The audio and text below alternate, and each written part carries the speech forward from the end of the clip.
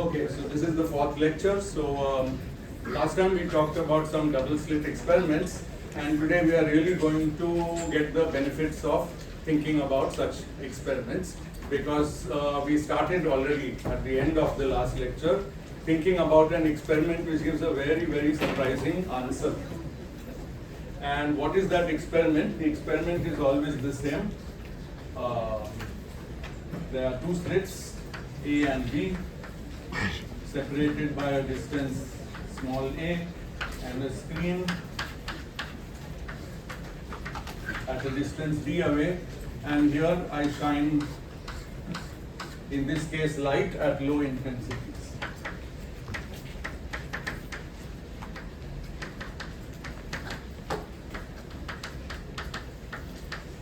Now, as I told you, this is somewhat of an idealized experiment, but now it can certainly be done. Other experiments which gave the same result as this one include, for example, photoelectric effect, which we'll mention at some point. But I wanted to use this experiment. Why? Because it's the same experiment that Young did in 1800 conceptually. All we did was have better detector and better source of light where you can control the intensity to be low but not zero, and a detector which can detect light of that intensity. These are things Young could not have done. Okay, and the conclusion of this experiment is that the number, so there are clicks in detector, and already that may be a bit surprising because we think light is a wave, so it's sort of continuous streaming thing, so there should be some hum or some buzz. Why are there clicks? Clicks suggest some discrete objects, namely particles, point particles, coming one by one. That's what clicks suggest. But it could be wrong, because maybe the detector just doesn't have a sensitivity, so there has to be enough of energy and only then it clicks. So we can't be 100% sure, but suggests a particle, suggests some particles.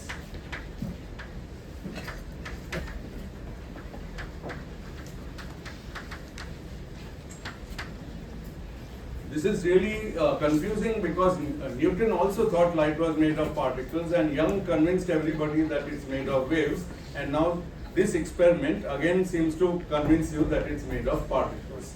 But there's a stronger reason to believe that these clicks are actual particles. That's when you vary the parameters of the experiment and try to see how the number of clicks and the intensity of the clicks varies with the parameters. And what we find is two things. One is clicks per second is proportional to intensity of light. Two is the energy in one click is proportional to the frequency of light.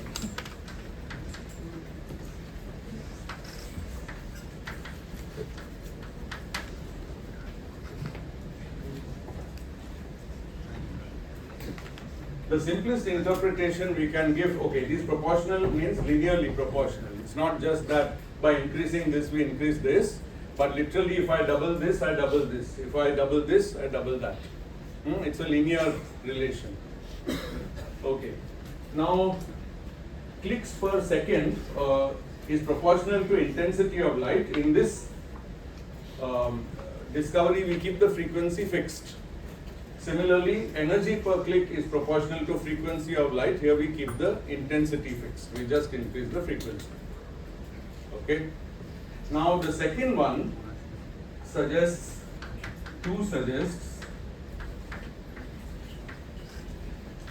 each particle has an energy E, which is proportional to nu. Nu is the frequency and E is the energy. Okay, and 2 clearly suggests that the energy is proportional to the frequency. This is very new. I'm sorry, that was not meant to be a pun, but okay, it is very new.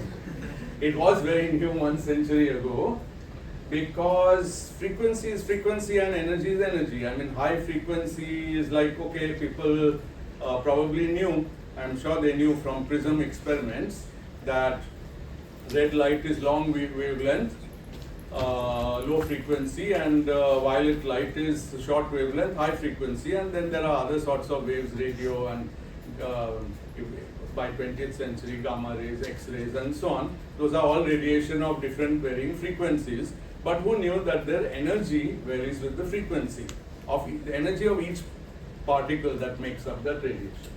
And one is actually more obvious, that intensity only increases the number of such particles.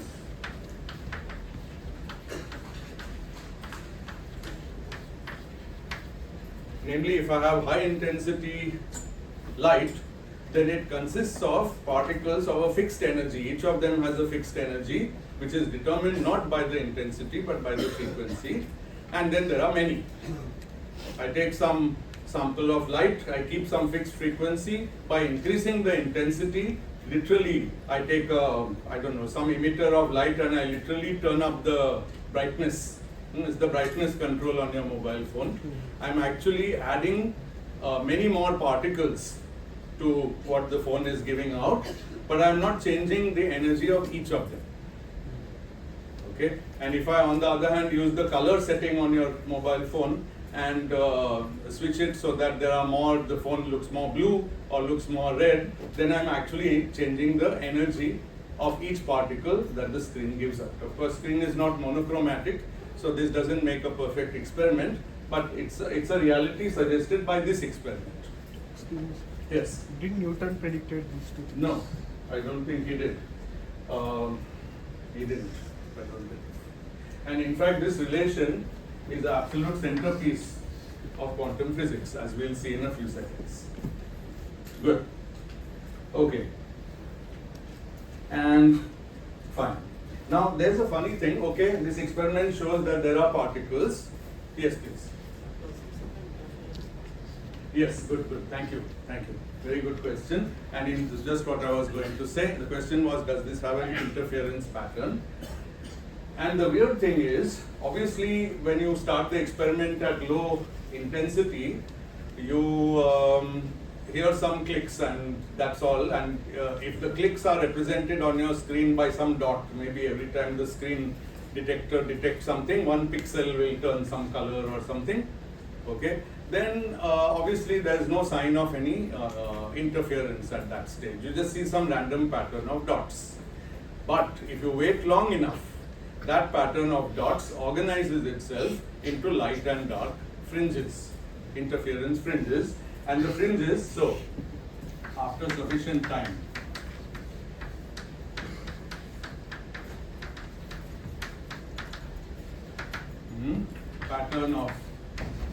pattern on screen. Let me try my drawing. Suppose this is the screen and initially the pattern just looks like that. But after some time, it starts to look like this.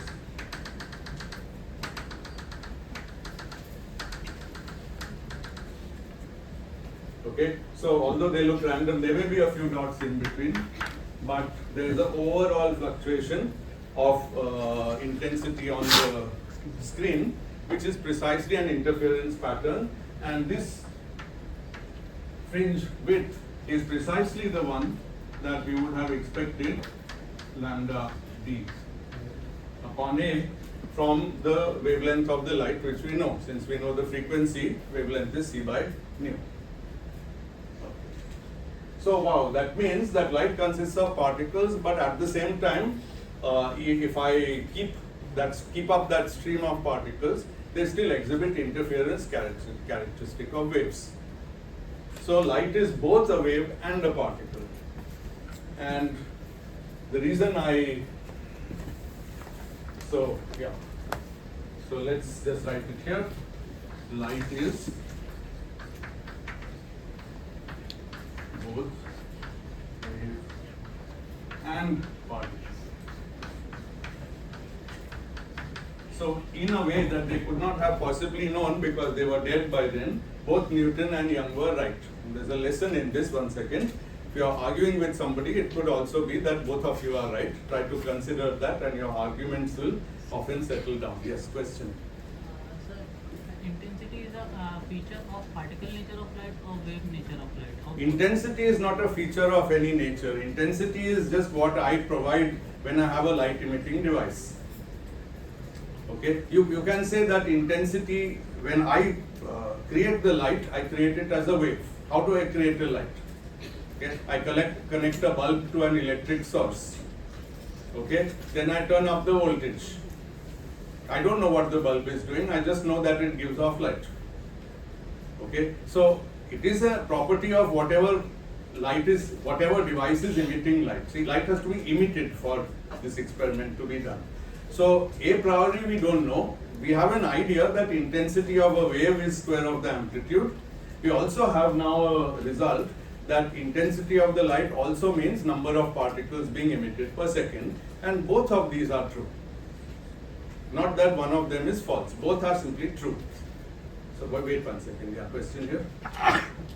Sir, like how this directly suggests this conclusion? Because like I could propose an alternative theory that Yes. when there are sufficient amount of photons in particular place, they try to attract other photons. Good, thank you. So the question that was raised was what if the photons are interacting somehow with each other? That's an interesting question and we'll come to it in a few seconds. Sorry, there was a question somewhere, yes.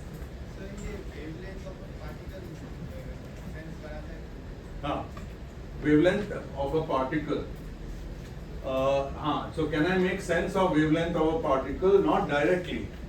So what I can make sense for a particle is the energy of that particle, and that energy is proportional to nu, and nu is equal to C over lambda. So energy is inversely proportional to lambda. If I know the energy and if I know the constant, then I can read off the wavelength.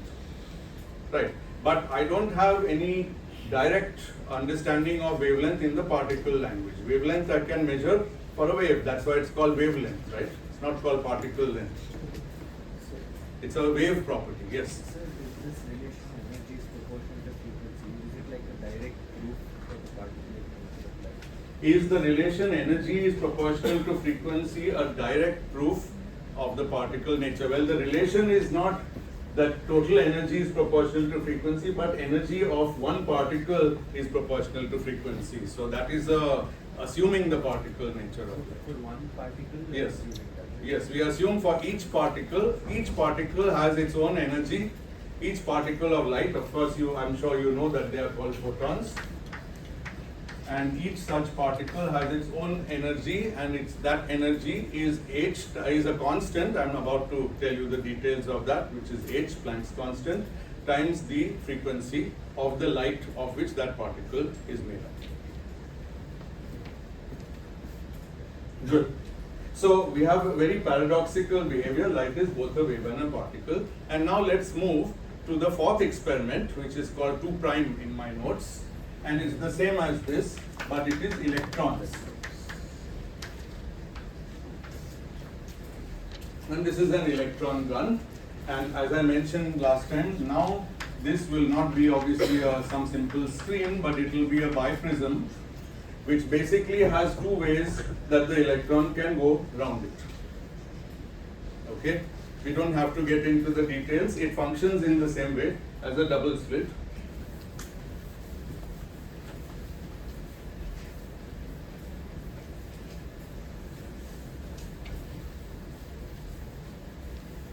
Now we already did imagine this experiment in some normal range of parameters, and we just found it's if we do this, it could be bullets, it could be electrons, but if there's a high flux of them, we just see some distribution on the screen, and the distributions that come from slit A and slit B, they add when we open both slits. That's normal behavior.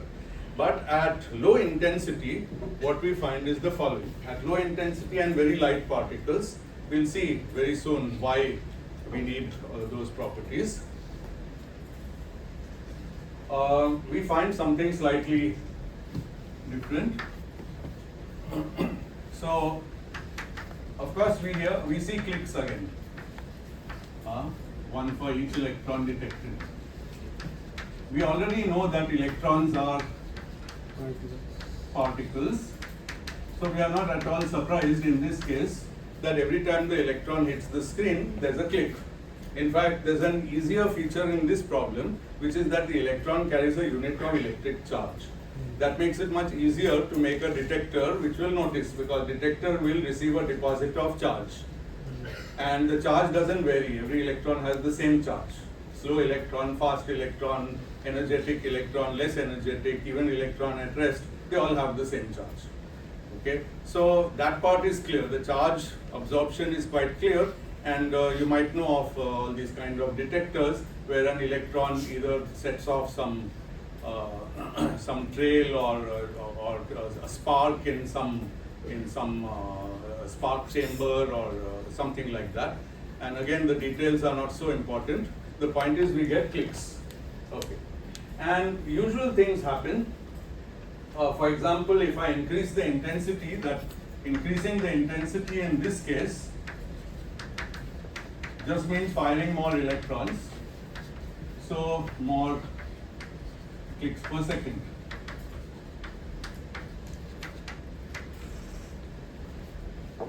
Right, again I have an electron gun, it's set up to fire electrons. I turn up the voltage of that gun and tell it fire more and more. It will fire more and more, like a more or less continuous spray of electrons, and my number of clicks per second will go up. Okay. But the surprise is, if we wait long enough,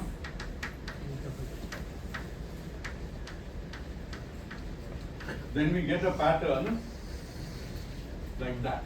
These electrons, which deposit some click on the screen, organize so that the energy, not the charge but the energy, is varying in interference pattern.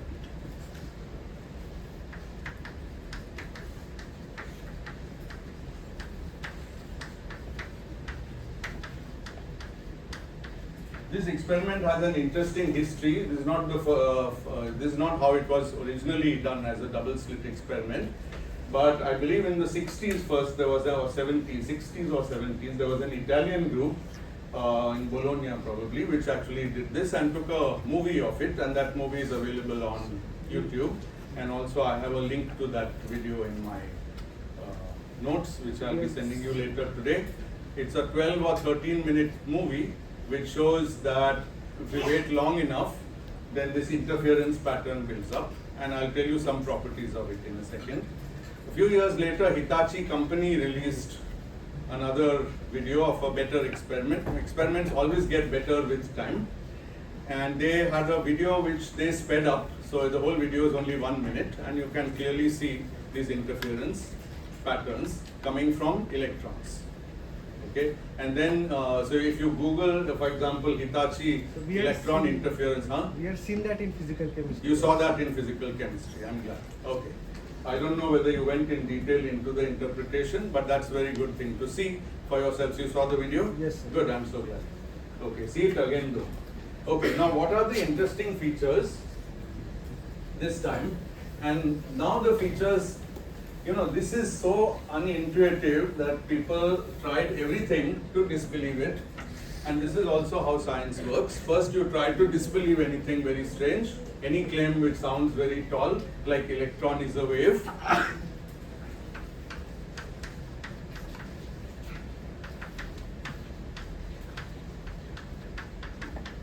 Any claim like that we should disbelieve first, and only if we don't succeed in disbelieving it or disproving it or arguing against it, then we start to believe it. Okay?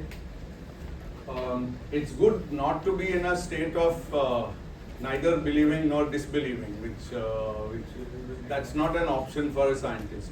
At some moment, you should say, this is the science I know, therefore something new you're telling me, I immediately disbelieve and I want to know more. Once you know more, now you say, okay, now I know enough, now I believe it. Okay? Don't go through life saying, well, who knows, it might be true, it might not be true, because there is evidence and there are experiments which you yourselves can do to verify things. Okay, good. Now, two things that are interesting. One, the fringe width Now that we have fringes, we obviously have a measurable fringe width, and whatever it is, its delta x is the actual width of the on the screen, which I can measure. And so I can assume, since it's a wave, assuming it is a wave, obviously delta x must be lambda d upon a, because this calculation didn't depend on what sort of wave it is. Anything which is a wave has fringes with this kind of width. So this must be true. So from delta x, I can read off lambda. So I can find the wavelength. Notice a small but interesting fact that in this case, it's more natural when I read off from the interference, I land on the wavelength, not the frequency.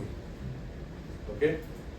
When I create light, the color of the light or whatever, there is light beyond the visible spectrum also, but in a natural parameter is the frequency, but here it's naturally the wavelength. And now we find that the energy, the momentum P. So let's define the momentum of an electron to be the magnitude of the 3 vector momentum, and we find that this is proportional to 1 by lambda. Momentum, not the energy. Okay, this we can do because we can change the momentum, right? Momentum of an incoming electron is what my gun creates. So in my gun, I assume that I have some controls which say fire high momentum electrons and another control which says fire many electrons per second. And if I say keep firing the same number of electrons, just increase the momentum of each one, this goes up, then I find that the fringes shrink. Yes. Why you said not energy? Momentum is directly proportional. Momentum of an electron is not directly proportional to energy. Kinetic energy. No, nobody said kinetic energy. None of these considerations is about kinetic energy, but total energy. And here we must be careful that relativity tells us special things about momentum and energy, and it very emphatically says that momentum and energy are not the same thing. Okay? For example, in relativity, a particle at rest has no momentum, but it still has energy. Yeah. So this is like constant intensity. Yes, at constant intensity. Exactly. Okay. So this is a fact. This also, by the way, tells you why did we not see electron interference before this experiment was done in any other situation? Why didn't we see interference when we throw bullets or stones or dust at this screen? Because the momentum of something moving at some velocity is proportional to its mass, and the mass of a dust particle is many, many orders of magnitude higher than the mass of an electron. Okay, so this is a huge number. For this to be huge, lambda must be small, and surely there will be some fringe width which is so small that I can't see it. Okay, in any experiment there must be some minimum resolution of the fringes. If the fringes are more packed than that, I just see a uniform pattern. Okay, so this shows us that large P gives fringes which we can't see. And it's only when the experiments became good enough to lower the P by working with very small particles, very tiny light particles, which I can create, which have very little momentum, microscopic momentum, not macroscopic, then lambda comes into the range where we can actually see it with the naked eye here. Okay. Now the second thing is even more weird. This is also a good lesson in how scientists work. So they said, well, look, electrons are being fired here. They are all charged, right? So they all have repulsion, Coulomb repulsion between them.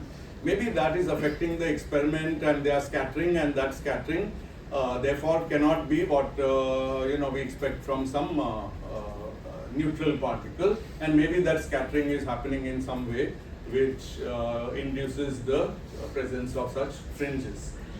So what about electron interactions? Electron.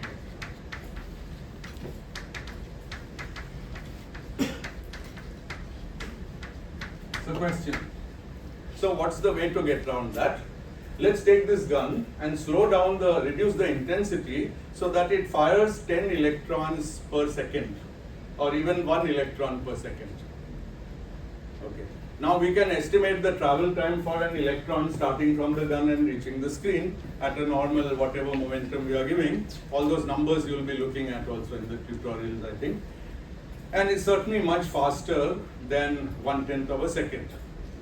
Okay, so that means that if we slow down the apparatus,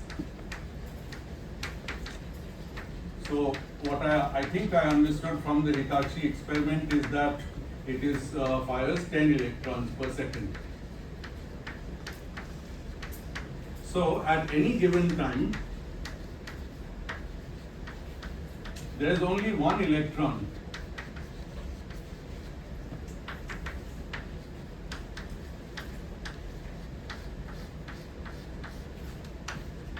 in the system.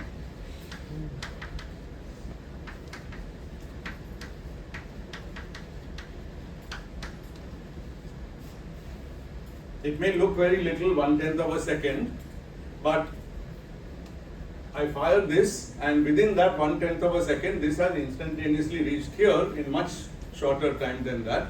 And after it has reached here, the next electron starts from there. So now there's no possibility of electron-electron interaction. So this is how we always try to do experiments, rule out the things which might mess up the meaning of the experiment. Right? Well, we still see fringes.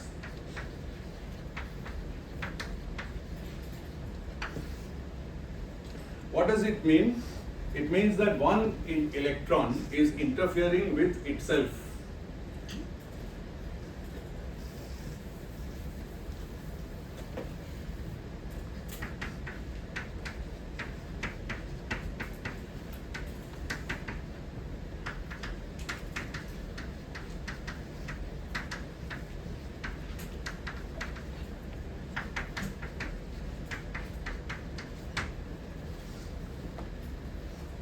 And now this gets into the area of some kind of science fiction, because I fire one electron and the only picture I can make is somehow half of it goes here, half of it goes here. They know about each other because they are two halves of the same electron, and then they somehow recombine here, and then they have a possibility to combine in a constructive or destructive way. So these are all nonsense words I am using just to try and understand this. Because if it was true, then I should be able to interrupt this and find that half electron, capture it. Where is that half electron? Show me. Even if it's not in this experiment, some experiment should give me a half electron. And that half electron probably should carry half the electric charge. Or the electron splits in some way that alpha of the charge goes here and 1 minus alpha goes there. Something should be visible. Something, that's always a consequence. But we never see a fractional electron.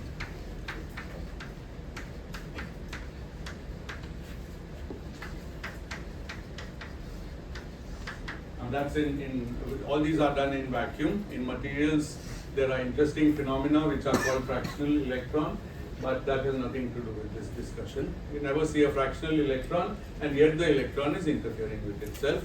And the only correct words we can say at this stage are: electron is both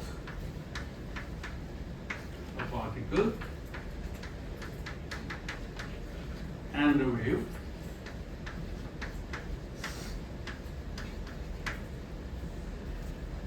And in this case, the wave has a name, it's called matter wave. It's not really that different from a light wave. The reason it's called matter wave is that electrons make up matter. Okay, so light does not make up matter. Matter is made of fermionic objects like electrons, neutrons, protons. And all of those we think of as matter, but turns out all of them are also waves. So we call those waves as matter waves. Yes. Can we say that electron starts out as a particle, travels as a wave, and then again? Yeah. So the question is, can we say electron starts as a particle, travels as a wave, and then again becomes a particle at the end? That is not the interpretation we use. Rather, the interpretation we use is that both particle and wave are wrong languages to describe microscopic physics. The correct language is called wave function. Okay, so talking about a wave, talking about a particle, these are only approximate ways of describing the behavior of the same thing in different situations. Okay, but there is a way that we can talk about it which describes it in all situations, namely the wave function, and that wave function with the rules for calculation will show wave-like behavior or will show particle-like behavior in specific situations. Okay, but that's only our interpretation. What's really happening is that the wave function is the thing and it is doing what it's supposed to do in the laws of quantum mechanics, which we have to still invent. Yes? So we remove the electron from the system. Yes. But what about the screen? Does the screen absorb all electric charge after electron on it? Yeah, I mean it will absorb the charge and then it will dissipate typically, but yeah, it might absorb the charge. It's not very important. We could also think of doing this with neutral particles. Is the same electron also perform? You could earth the screen, so after it absorbs. See, when the electron makes a click, there's a pattern left on the screen, right? It's that click pattern which is retained, not the charge. And the pattern should be proportional to the energy deposited. Yes.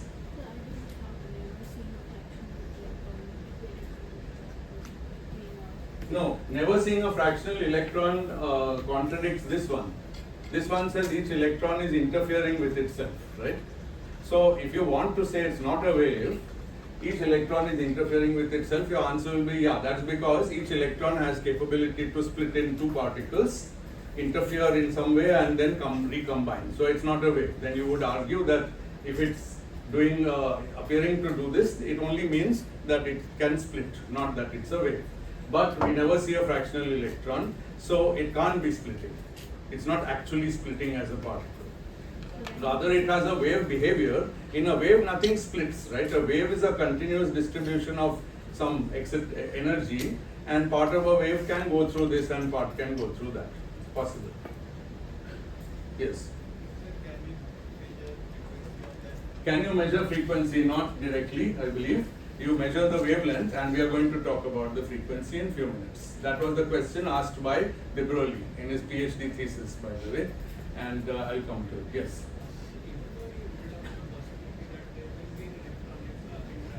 Yes.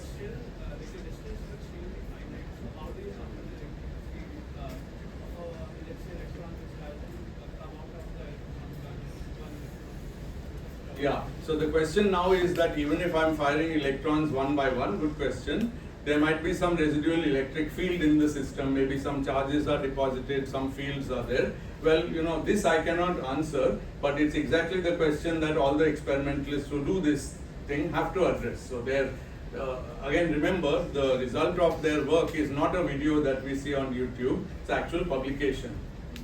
And in that publication, they exactly need to answer all the things they did, all the care they took to show that what they see has the meaning which they think. And it took many years, right? I mean, once somebody does it, somebody else tries to do it in a different part of the world maybe. And after enough people have seen the same thing and tried all possible ways out, then people converge. It's very much a community thing. It's not just that one experiment suddenly makes everyone change their mind. Yeah. Because if we fire one electron at a time and we still see fringes, that means every electron is doing something wave-like. Right? We are firing one electron at a time, so it can't be interfering, and after we fire it, it goes and it deposits somewhere on the screen. So it can't be interfering with another electron, so it must be interfering with itself somehow. Okay. The question which of course you haven't, none of you has asked, but maybe you, yeah.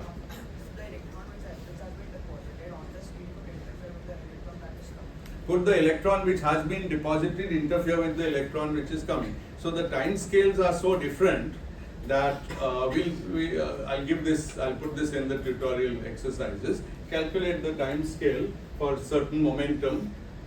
And just compare it with so the parameters of that Hitachi experiment will answer your question. Okay. It's the same answer what I gave to him, that it's up to the experimentalist to see that the experiment is not contaminated by any extraneous interactions. Yes.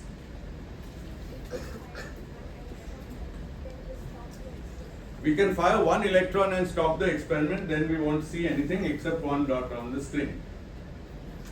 Yeah, so the pattern builds up only after we have done the experiment sufficient number of times. And that actually means that the electron had a probability distribution of where it will land, or the electron wave function had a probability distribution, and this is the origin of the fact that quantum mechanics has something to do with probabilities, and wave function gives you probabilities. So if we do one experiment, we can never from that experiment tell you what was the probability of anything. We can only tell you that thing happened. But if we repeat it millions of times, and here we are firing one electron at a time or 10 electrons per second for maybe a full day, okay, then of course we can tell the probability from the interference pattern. So the one question which still nobody asked is, why don't I put a detector at the slit and find out through which one the electron actually went? That is the one way to settle this business.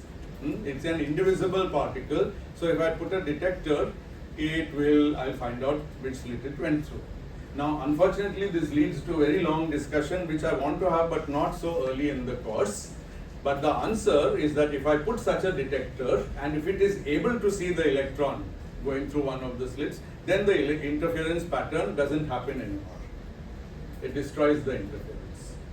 Okay? So let's write it, and then with that, let's move on. And I promise you, we will come back to this repeatedly in the course. Just try to keep your mind a little bit empty about it right now. There is a little paragraph in my notes about it, which you can read. Yes, question? So why does it matter? Because if we find out which slit it went through, then we rule out that it can interfere with itself. The interference means that it has to go through both slits and there has to be a path difference, right? How do fringes come? The formula for fringes is based on path difference of two paths. So if the electron is actually interfering with itself, which we believe to be true, then it means that it's traveling two paths. At the same time, one indivisible particle is taking two paths. But if I detect it going through A, then it's not going through B. I can put two detectors, one at A, one at B, two slits, and the detector will tell me unambiguously that this electron, which you fired at this time, t, went through A or went through B. I can certainly do that.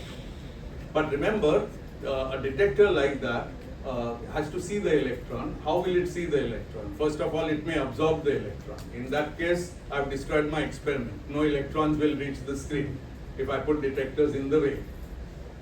So that obviously can't happen. So what the detector can do is it can fire some beam of light which scatters from the electron, comes back to the detector, and then from that it knows that the electron went through one slit.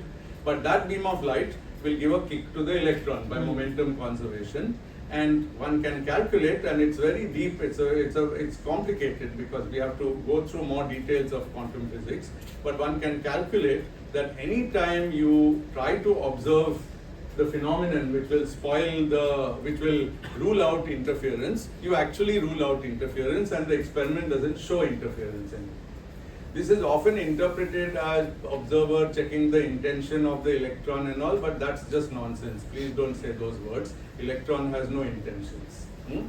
Electron did not make any plan. Electron is a wave function. The wave function has a probability, and we'll develop how to understand that slowly in this course until the calculations become quite rigorous.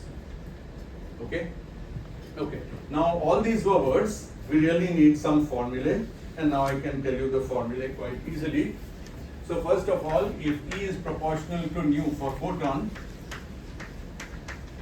that is for light, then we simply postulate that it is a number times nu, where h is a constant, and since Planck postulated this, it's called the Planck constant.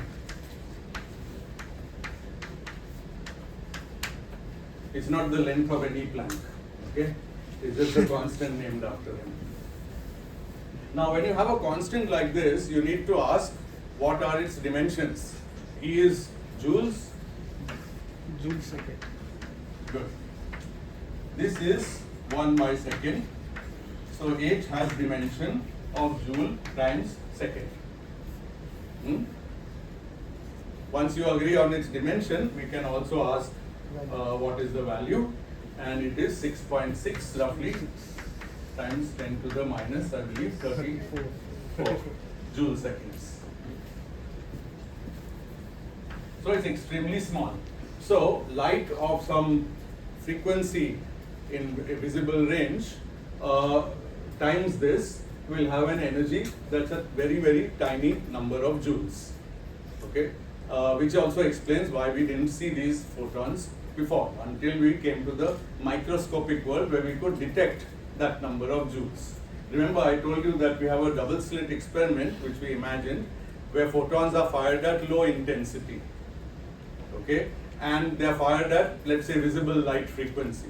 So between these parameters, you will see that the number is not large, as well as the energy of each photon is not large. So when there are clicks, my detector has to be extremely sensitive.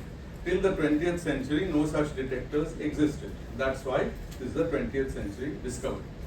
So this is the postulate, and I have a little note in my notes, a little paragraph, how the experiment is done to actually measure this. It has something to do with light emitting diodes. That's a good way to actually measure this constant. But again, just to emphasize that it's a measurable thing, and the answer is whatever we get by measuring.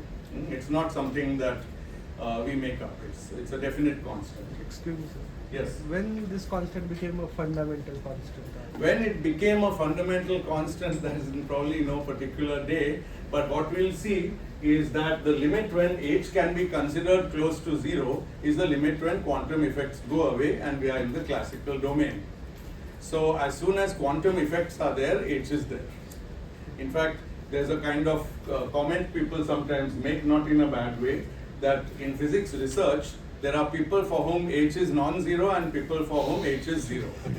Okay, that's because in certain areas of physics, you don't actually need quantum effects. They are negligible, and still the physics is interesting and people do research on it. Okay, and then in other areas of physics where h is non-zero, actually it's always non-zero and this value, but it means that it's significant and it contributes something in the final answer which is meaningful.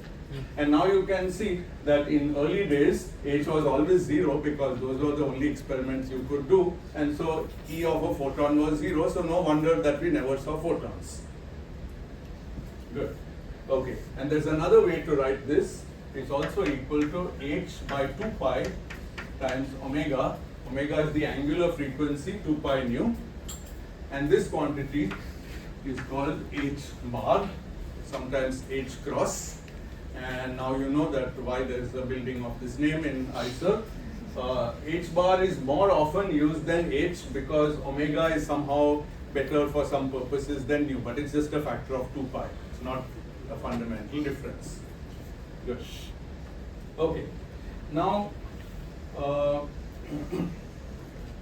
let's ask the question.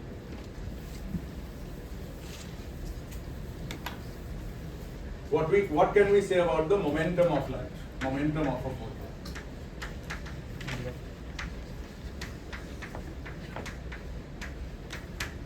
Well, in relativity, special relativity, we have the relation between energy and momentum and mass of a particle, this. And we know that if a particle has mass equals, so c is the speed of light, m is the mass of the particle, p is its momentum, and e is its energy. This is the relation. This is why I said that energy and momentum are not the same thing. If you know the mass of the particle, they are related, but they are not exactly the same. Okay, they are not proportional linearly or anything like that.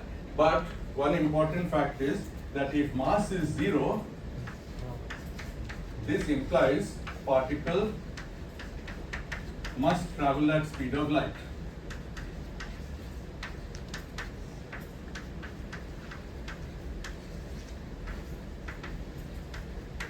And any particle whose mass is non-zero must travel at a speed slower than the speed of light. It can get as close as it likes, but it will never exactly reach the speed of light.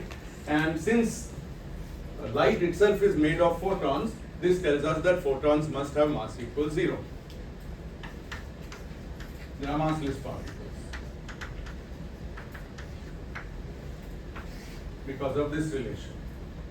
Now because their mass is 0, in this formula, I can simply say that E is equal to Pc for photons only. This is not true for electrons.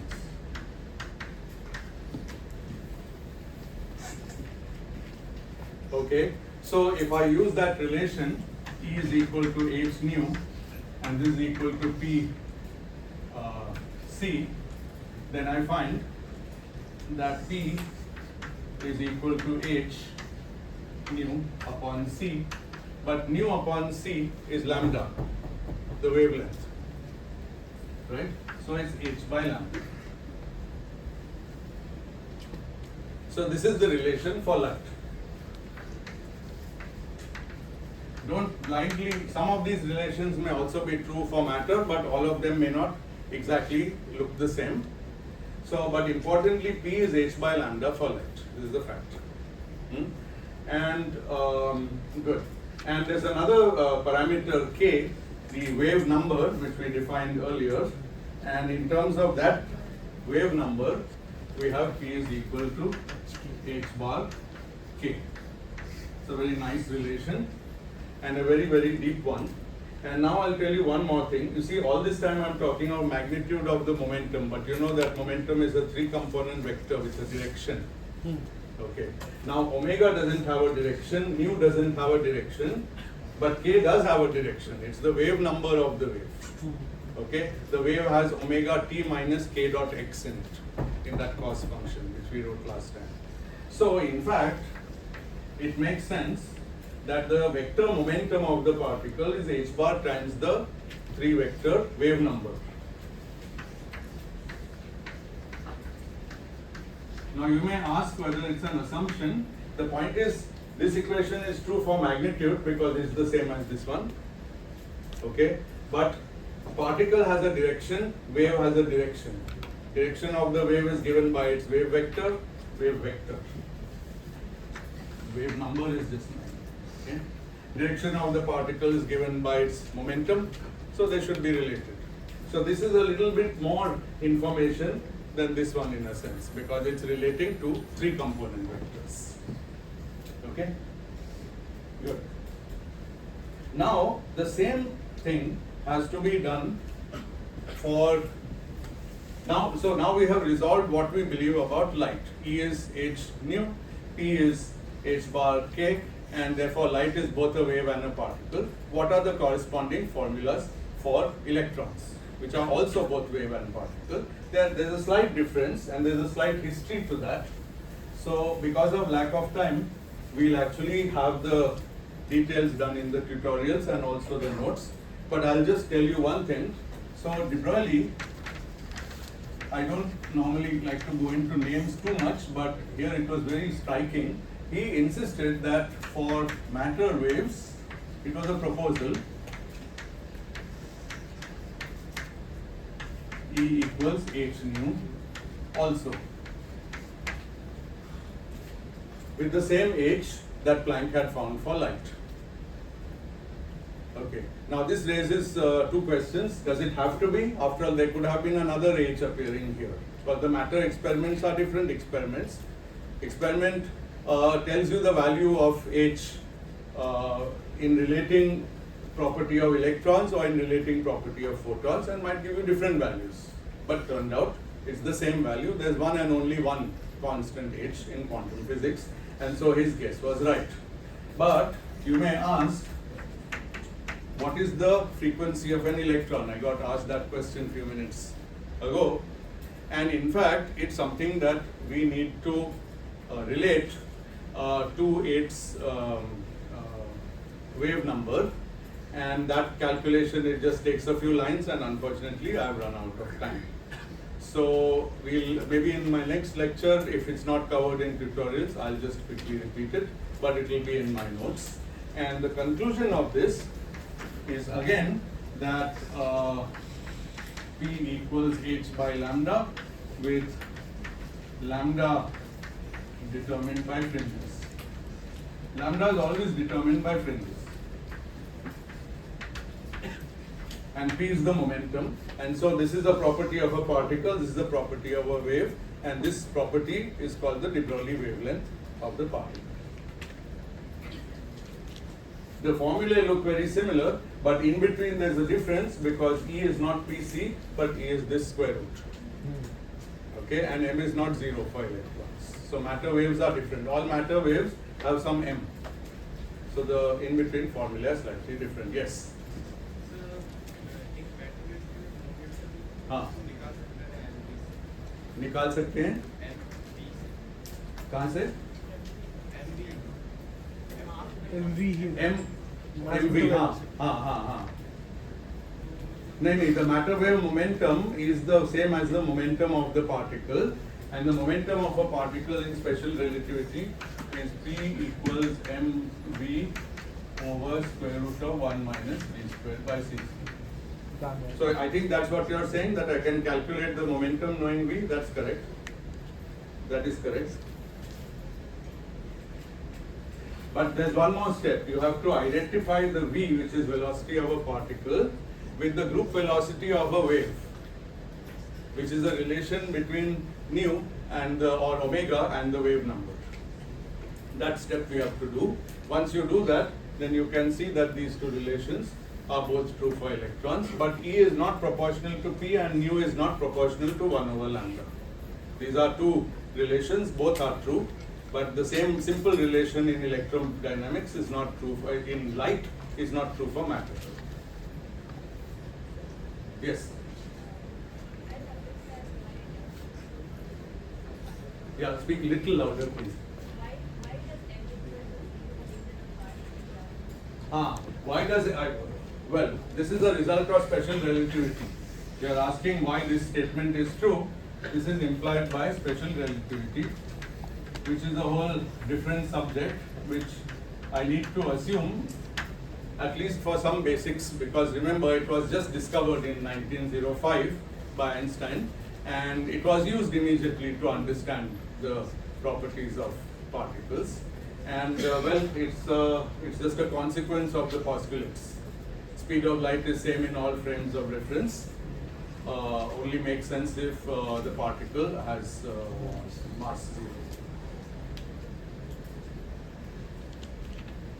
Okay. So thank you, and please do go for the tutorials. There will be exercises which will clarify many of the steps that we have done on Monday as well as today.